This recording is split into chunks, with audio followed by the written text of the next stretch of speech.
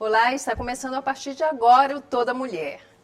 Desde 2013, organizações e o movimento de mulheres negras no Brasil mantêm uma agenda propositiva positiva, cujo objetivo é promover ações e debates que apresentem soluções e caminhos, fortalecendo as políticas relacionadas às desigualdades de gênero e raça e com as mulheres negras em evidência. Eu estou falando do Julho das Pretas, um mês escolhido pelo Instituto Odara para dar visibilidade aos desafios de viver em um país racista e machista. Mas um mês é suficiente para mobilizar uma causa? Sim. E os demais meses do ano? Que tipo de iniciativas e políticas públicas existem, por exemplo, no Estado, para enfrentar o racismo e melhorar essa realidade que, em muitos sentidos, é tão cruel para as mulheres, sobretudo as mulheres negras? Esse é o tema de hoje do Toda Mulher. O Toda Mulher está no ar.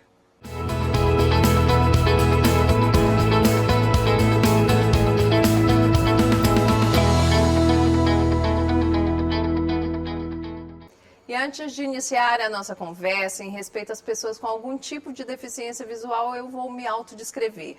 Eu sou Márcia Carvalho, estou sentada. Apareço neste momento no centro do vídeo. Eu tenho a pele clara, eu estou loira. Estou usando um blazer colorido e uma roupa preta. E para falar sobre políticas públicas e iniciativas do Estado, iniciativas de combate ao racismo e sobre os avanços que contribuem com a proteção e o empoderamento das mulheres negras no Maranhão, a convidada é Socorro Guterres. Ela é secretária de Estado adjunta da Secretaria Extraordinária de Igualdade Racial e também é ativista em prol dos direitos das mulheres. Seja muito bem-vinda, secretária, ao Toda Mulher. Obrigada, Márcia. É um prazer estar aqui com vocês. E também eu gostaria de fazer a minha autodescrição. Eu sou uma mulher negra, uso óculos, estou trajando um vestido estampado verde e preto, um blazer cinza, uso óculos, cabelos grisalhos. Então, a gente está falando, em pleno Julho das Pretas, a gente está falando de questões que são urgentes. A gente vive no Brasil, que é um país que é racista, estruturalmente racista, machista, então, onde as mulheres são sempre vítimas, as mulheres negras nas estatísticas aparecem, né, numa situação ainda muito pior, infelizmente. E a gente sabe que o Estado vem, né, trabalhando políticas públicas, iniciativas, da maneira que pode, porque a gente sabe que o Estado ele tem o seu alcance, né? Ele pode, o braço do Estado não pode estar em todos os lugares. Mas eu queria que você me falasse que tipo de iniciativas são hoje, né, executadas pelo Estado aqui no Maranhão para combater o racismo, para ajudar essas mulheres.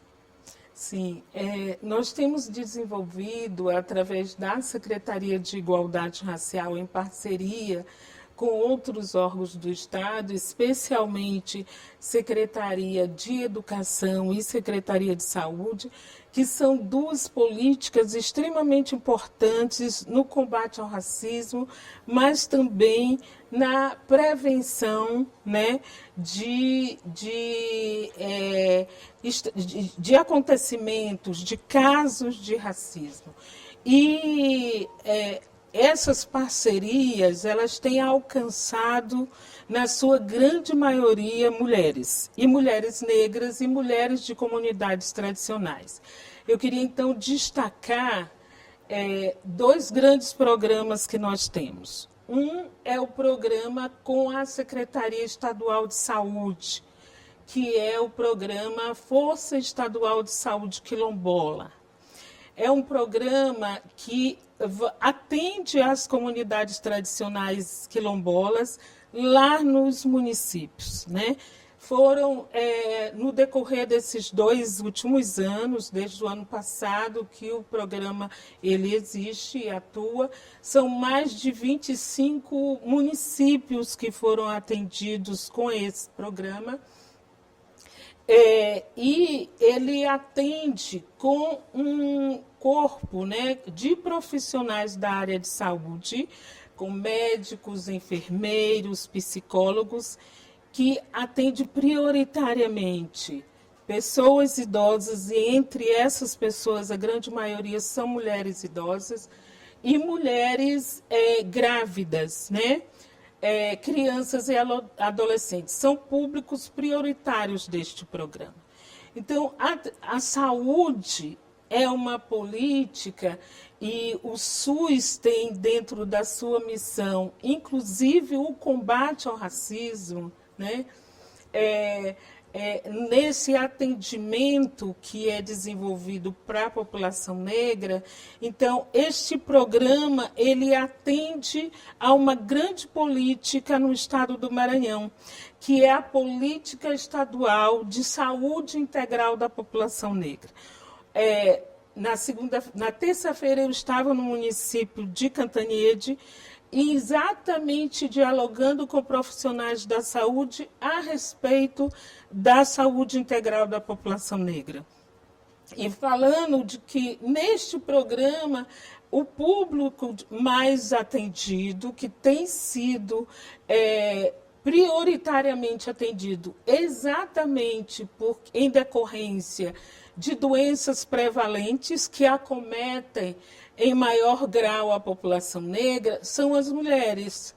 Então, o programa de saúde integral da população negra tem uma perspectiva, não só através da FESMA Maranhão Quilombola, que vai até as comunidades tradicionais, mas também atender a toda a população negra do estado do Maranhão, com esse olhar, um olhar mais atento para as questões de gênero, e aí estão as questões de violação de direito das mulheres, e também um olhar atento para as pessoas negras idosas, que muitas delas não têm um atendimento digno na área da saúde.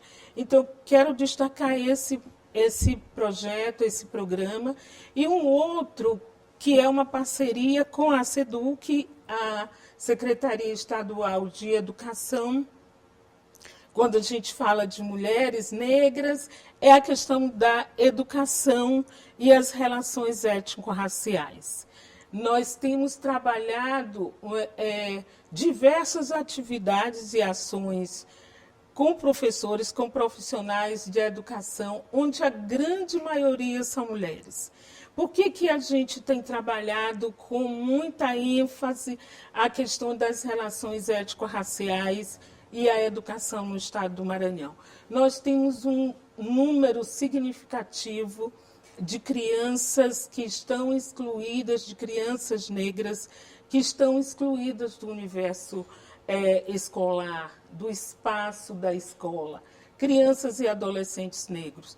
Eles não estão excluídos somente porque eles não chegaram até essa escola.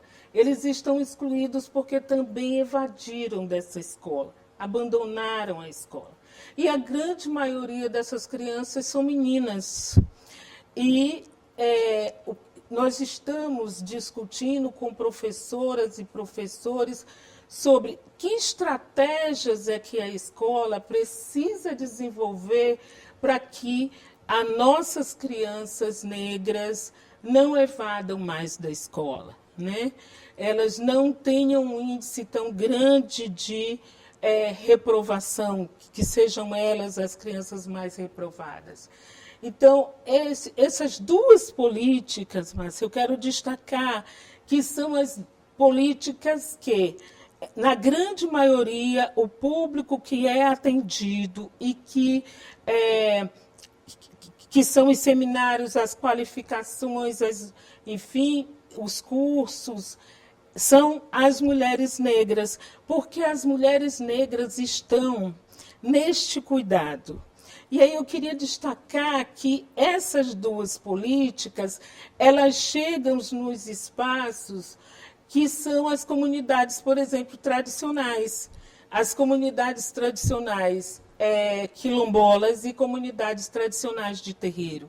E nesses dois universos, né, de comunidades tradicionais, são as mulheres que estão no cuidado do seu território. A gente né? vê nas estatísticas que as mulheres elas são a maioria no comando dos lares hoje. Sim, e as maiorias elas comandam e são mães solteiras, acabam tendo que assumir a responsabilidade do cuidado da casa, dos filhos e da manutenção dos lares. E isso é uma realidade que atinge, né, que é uma realidade das mulheres negras também, né, a maioria é de mulher negra. E no interior do estado isso é muito mais evidente, né? A gente tem um estado que mais de 70% da população é negra. Exatamente. E aí a importância de investir em educação e saúde, não é? Exatamente. Porque são as políticas que, desde o princípio, quando o movimento social negro traz para a pauta de políticas públicas para o governo brasileiro, foram duas questões prioritárias. A questão da saúde, pelo histórico, inclusive, de abandono e de, como eu falei há pouco, das doenças prevalentes que acometem com mais gravidade populações negras por questões culturais, econômicas, por ausência mesmo, em muitas vezes nos locais mais distantes, dessa política chegar e esse atendimento chegar com qualidade. E a outra questão é a educação, porque é um princípio, eu quero dizer que assim é a porta de entrada, inclusive, para outras políticas públicas. Sim. É o acesso, né, ao conhecimento, que a população negra, que a maioria são as mulheres negras, ficaram excluídas pós período né? Exatamente. Logo após a escravização, período de escravização, a população negra foi proibida de ter acesso à educação. Isso é um processo histórico que hoje tem consequências muito graves, né? Nós ainda somos o maior número na sociedade brasileira de pessoas analfabetas, né? Com índice de escolaridade muito baixo, e que ainda somos o menor número nas universidades, especialmente universidades públicas. Mesmo com a política de ações afirmativas que existe no Brasil, que são as medidas de cotas, por exemplo, nas universidades.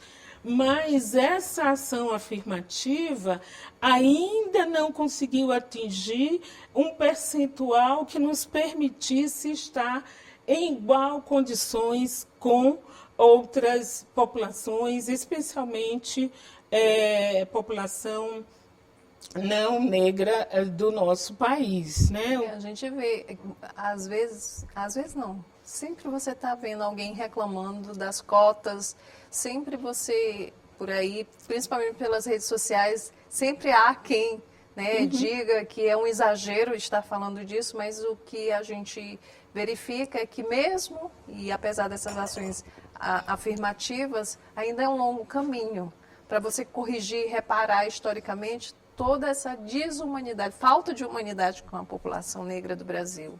E é impressionante a gente ver, e alguém se pergunta, por que no Brasil, o Brasil ainda é um país racista? Porque é estrutural, não é, Socorro? Exatamente. Nós temos trabalhado exatamente também essa questão, porque combater o racismo no Brasil é extremamente desafiador e é um processo necessário, mas uma das primeiras questões é admitir que ele existe. Nós estamos e vivemos num país, infelizmente, que na sua estruturação ele foi estruturado sobre esses pressupostos racistas, né? Com essas ideias de as diferenças foram estabelecidas a partir de fenótipos, né?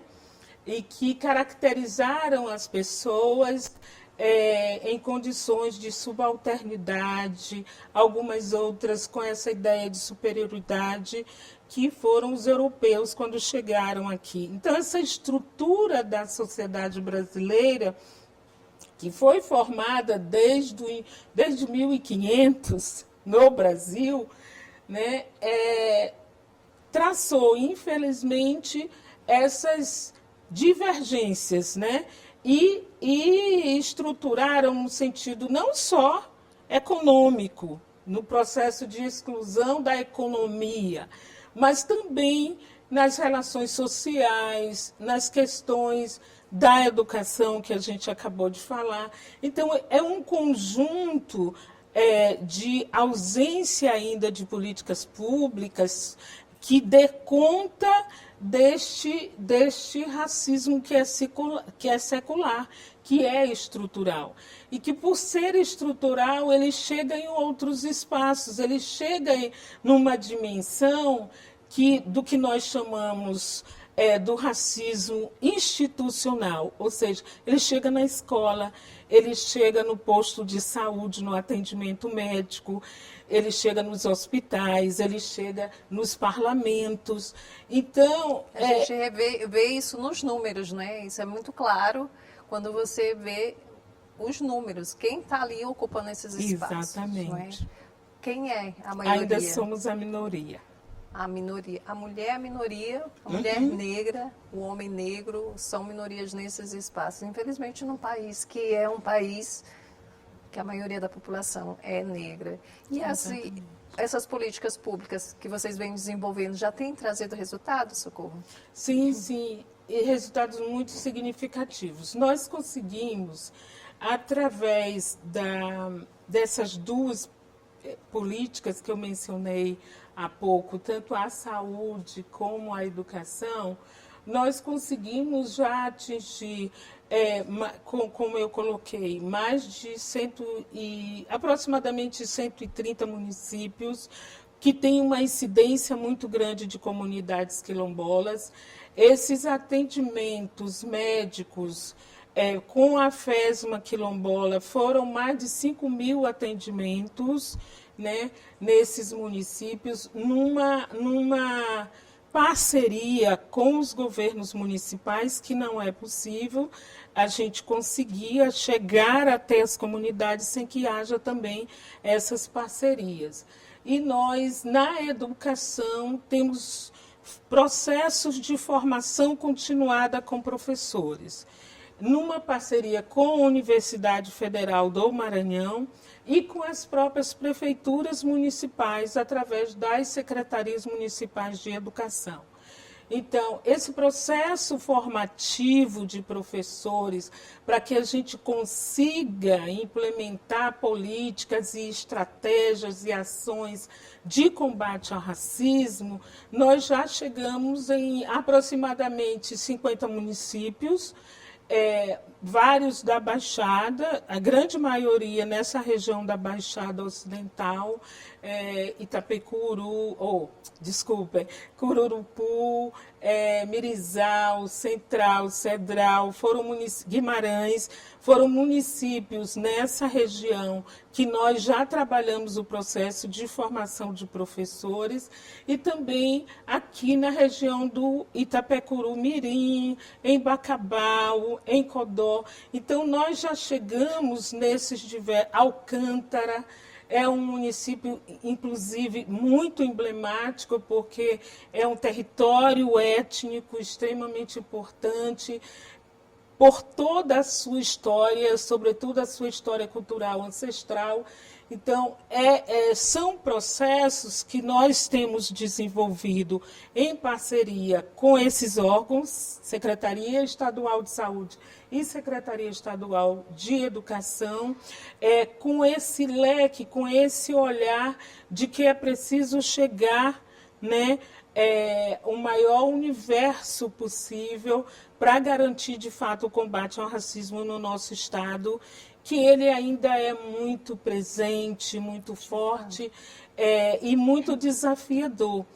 E a educação é porta para isso, não é? A pessoa, por meio da educação, ela tem acesso à informação e ela aprende a se reconhecer, né? Exatamente. Então a gente vai só para um rápido intervalo e na volta a gente continua essa conversa com a secretária de Estado adjunta de Igualdade Racial, Socorro Guterres. Não saia daí.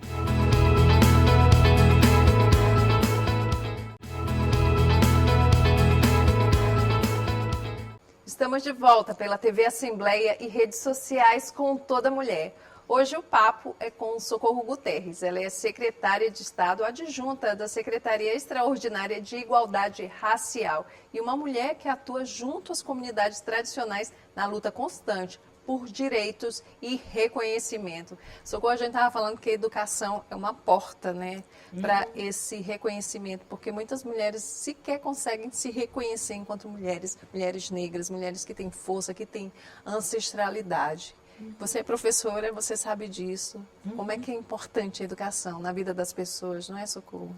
Sem dúvida, sem dúvida. O processo organizativo das mulheres negras no Brasil é extremamente importante, mas ele é pouco, né, reconhecido. Se nós formos buscar na história, essa história que nós estávamos falando há pouco, da formação da sociedade brasileira, que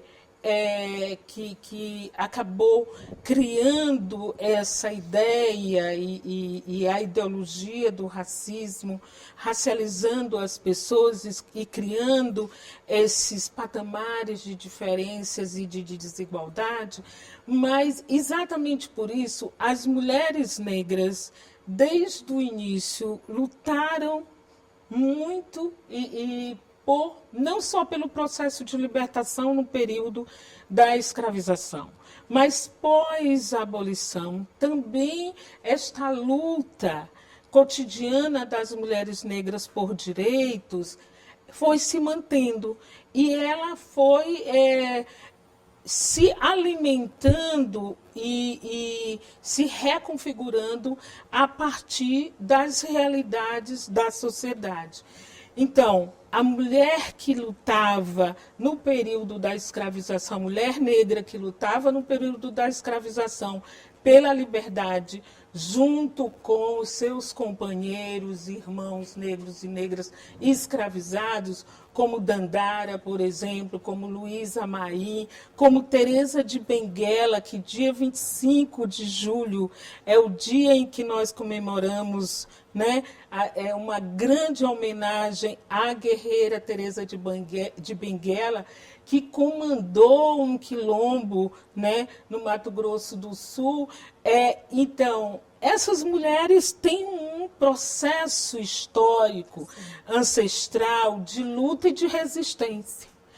E nesta reconfiguração dos movimentos, das lutas sociais, as mulheres negras vão ampliando e se fortalecendo em outras pautas políticas. E aí a educação é uma dessas pautas. Também o direito à moradia, o direito ao trabalho e renda. A igualdade salarial. Exatamente. O acesso à educação, mas também à moradia digna. Então, vai se ampliando a pauta do feminismo negro. É o que nós chamamos no Brasil, nós ativistas, mas também gestoras negras, que estamos, através da nossa atividade profissional, também fazendo um ativismo. Sim. Porque a luta na gestão pública é por garantia de direitos, né? Então, se vai trabalhando e vai se reconfigurando várias outras pautas. Trazemos hoje na pauta do movimento de mulheres negras, por exemplo, e que o governo brasileiro tem nas suas diversas instâncias, ministérios, organismos estaduais, trazendo também para a pauta do governo, por exemplo, a luta contra o feminicídio, que no nosso país as mulheres negras é que estão sendo mais assassinadas. mas também não só essa violência mais cruel que é o assassinato, mas também a violência doméstica, a violência moral, o assédio moral, a violência sexual. Somos nós, mulheres negras, as maiores vítimas, né, dessas violações de direitos nesse país que é extremamente racista, como você falou, mas também machista. Né, e patriarcal. Né, com essa ideia de que as mulheres são propriedade ainda dos homens. Então, com essa ideia de que ainda temos senhores, né, e que as mulheres são as sinhais ainda, ou seja, as propriedades. O próprio movimento feminista, dentro do movimento feminista, foi preciso que as mulheres negras, né, lutassem contra esse racismo dentro do movimento feminista, não é?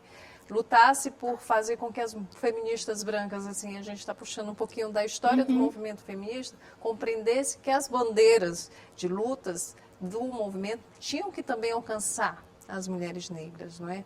Porque se as mulheres negras vão para a rua lutar por menos violência, contra a violência doméstica, contra o feminicídio, elas atendem, não é, aquela demanda que serve para todas as mulheres. Mas as mulheres que são do movimento feminista e são brancas, elas têm que atentar para as estatísticas e saber onde que está a maior necessidade daquela mulher que está na periferia, mulher negra, que não tem o acesso à educação, que sofre violência doméstica em casa, porque o marido não tem acesso ao trabalho, é um subemprego. Então, são várias questões, vários detalhes que precisam ser levados em consideração. Por isso que o movimento feminista negro é tão importante. Sem dúvida, sem dúvida.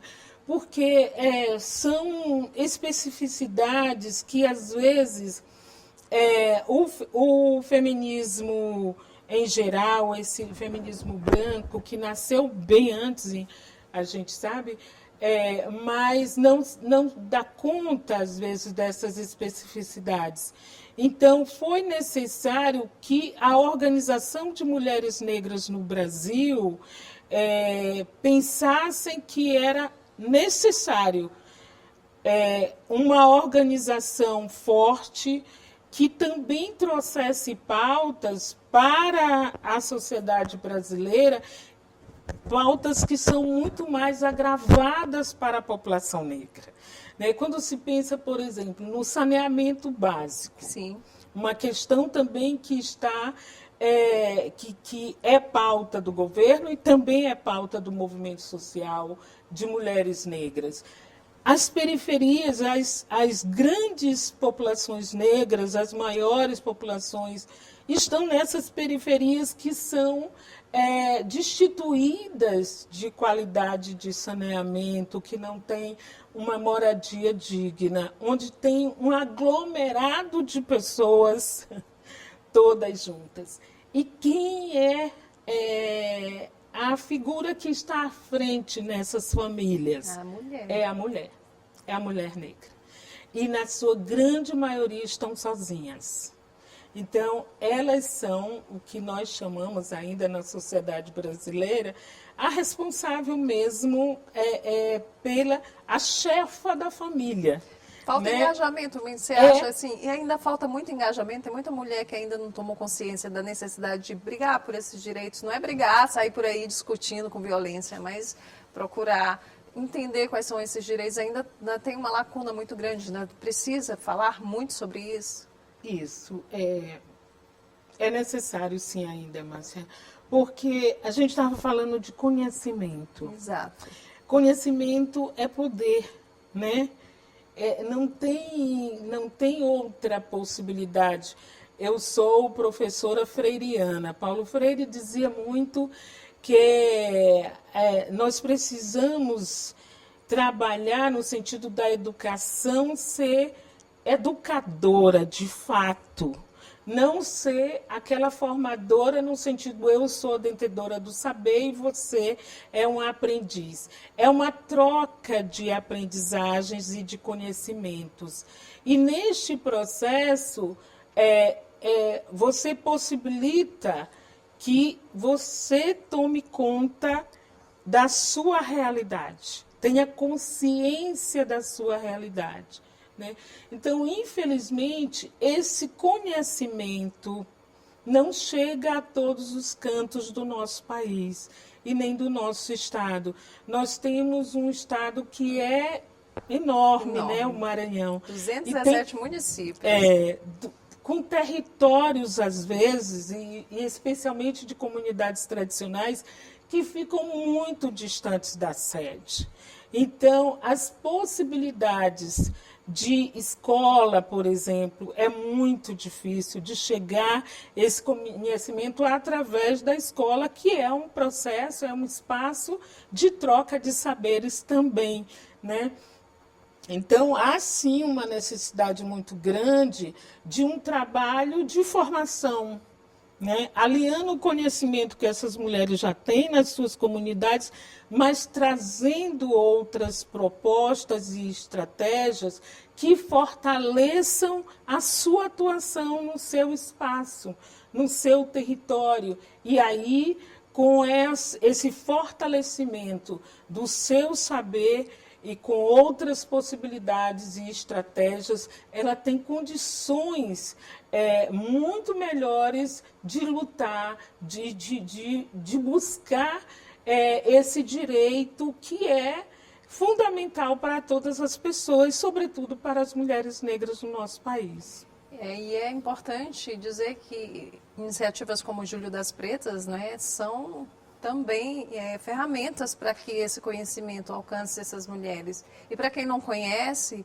não é, pode acessar, buscar na internet, tem informação ali, não só no Instituto Odara, mas existem outras organizações que podem, né, de repente, oferecer essa oportunidade da mulher negra, não é, e da mulher que vive numa comunidade tradicional, ribeirinha, etc. e tal, conhecer mais sobre sua história. É importante que as mulheres, né, conheçam sua história. A gente estava falando da história das mulheres que lutaram no passado, e a gente sabe muito bem que o próprio machismo, ele invisibilizou a história dessas mulheres, e que é uma luta, inclusive, para que a gente entenda e compreenda que a mulher sempre esteve nesses espaços lutando, e a partir do momento que a gente entende isso, a gente percebe o tamanho da força que cada mulher tem para lutar contra o machismo dentro da casa, o machismo onde ela trabalha, porque quem é mulher sabe que o machismo ele vem de todas as formas, em vários momentos, e ele às vezes ele não é disfarçado, às vezes ele é aberto, mas às vezes ele é bem sutil, assim como o racismo, e quem sabe é quem sente na pele o tamanho desse crime, né? Como esse crime, ele atrapalha, ele provoca o mal na vida das pessoas. E aí eu queria aproveitar para pedir para você deixar uma mensagem para essas mulheres que estão, né, aí, assim, vão assistir o programa e que estão aí, né, buscando esse autoconhecimento. Poder, de repente, se espelhar, olha, estou vendo a Socorro falar e ela tem muito o que ensinar, eu vou buscar esse conhecimento também. Então, o julho é um mês muito emblemático, muito importante para nós mulheres negras. É um movimento da sociedade civil, do movimento de mulheres da sociedade civil, mas que busca exatamente discutir com a sociedade em geral os direitos da população negra, mas muito com um olhar muito voltado para as mulheres negras, né? Que são as maiores vítimas da violação de direito contra a população negra. Então, eu gostaria de deixar uma mensagem de otimismo. É possível nós combatermos o racismo. Nós precisamos nos organizar, estarmos fortalecidas nos nossos espaços de atuação, nas nossas comunidades, nos nossos territórios, buscar estarmos juntas. E é dessa forma que a gente vai ter uma maior possibilidade de ter garantia de políticas públicas, de ter direitos garantidos e assegurados. Nesse julho, nós estamos lutando por reparação e bem-viver. Reparação por uma educação de qualidade, reparação por uma saúde de qualidade que nos atenda integralmente. Bem viver é ter condições dignas de moradia. Bem viver é ter trabalho. Bem viver é ter educação. Esse é um lema, é um tema extremamente importante e que nesse julho, mas não só no julho, todos os momentos da nossa história e da nossa vida, nós somos protagonistas da nossa história e temos uma força incrível para colocar na efetivação, né, com as possibilidades de melhores condições de vida para todos e todas. Perfeito, e a sociedade precisa entender que temos que combater o racismo e temos que ser antirracistas, temos que combater o machismo e nos tornar antimachistas também. E isso vai desde a educação dos filhos, não é, quanto o diálogo nos ambientes que a gente frequenta. Socorro, eu queria te agradecer demais pela tua presença. Foi ótimo conversar com você. Desejar boa sorte e que o seu trabalho, né, o seu exemplo reverbere em todas as comunidades e espaços que você frequenta. Eu que agradeço imensamente pela oportunidade. E estou à disposição para outros momentos a gente conversar. Agradeço muito pela possibilidade de estar aqui com todos e todas vocês. Tá, muito obrigada mais uma vez. Obrigada a vocês também pela audiência. O Toda Mulher de hoje fica por aqui. Acompanhe as reprises do programa em nossa programação e também no YouTube da TV Assembleia do Maranhão. Obrigada e até o próximo encontro.